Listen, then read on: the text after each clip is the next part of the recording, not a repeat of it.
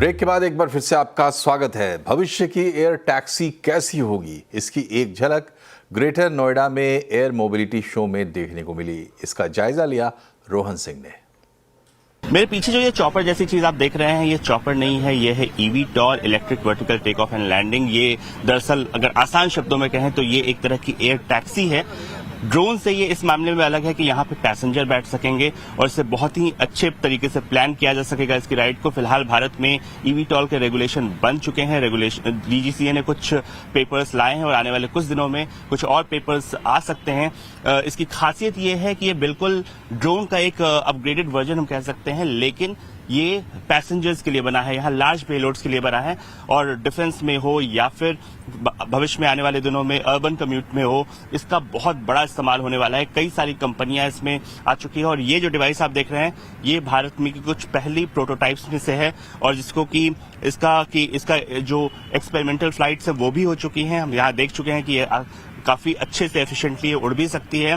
पूरी तरह से इलेक्ट्रिक होने जा रही है, तो इसलिए जो पॉल्यूशन का इशू है वो भी नहीं होगा। एविएशन में इसको लेकर जो इशू होते हैं, और अगले 2 साल में FY26 में हम उम्मीद कर सकते हैं कि भारत एक प्रॉपर रेगुलेशन लेके आएगा टेस्ट फ्लाइट्स के लिए। और उसके बाद अब जो शहरों में जो ट्रैफिक की समस्या है उससे निजात पाने में इस तरह की जो डिवाइसेस हैं वो काफी हेल्प कर सकती हैं। फिलहाल कुछ 2-4 कंपनियां हैं, ई-प्लेन कंपनी है, इसके अलावा आर्चर एविएशन है, ये सारी कंपनियां इस पे काम कर रही है। सरला एविएशन इस पे काम कर रही है और कई सारी कंपनियां अलग अलग तरीके से काम कर रही है। दुनिया भर में चाहे यूरोपियन कंट्रीज हो या फिर अमेरिका हो, वहां पे eVTOLs के लिए रेगुलेशन बन चुके हैं। लेकिन ये एक डिवाइस है, 2 आदमी इसमें आराम से बैठ सकते हैं और ये किसी भी, अगर आप ट्रैफिक में फंसे हुए हो, हॉस्पिटल्स में किसी को इमरजेंसी में ले जाना हो, इस तरह के यूजेस में, या फिर आपको दिल्ली गुड़गांव जैसी जगहों पे जाना हो, तो वहां पर आने वाले दिनों में आप देखेंगे कि इस तरह के डिवाइसेस उड़ते हुए नजर आएंगे। चॉपर जैसा है लेकिन चॉपर से छोटा है और ज्यादा कन्वीनियंट है।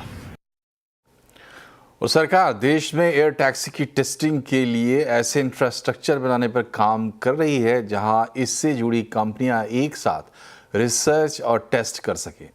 इसे सैंड बॉक्स इंफ्रास्ट्रक्चर कहते हैं और इसके लिए देश में जमीन की तलाश शुरू हो चुकी है। CNBC आवाज ने आपको ये खबर सबसे पहले दी थी। अब विमानन मंत्रालय के संयुक्त सचिव ने इस बारे में जानकारी दी है। Setting up a sandbox environment where they can be testing, where they can,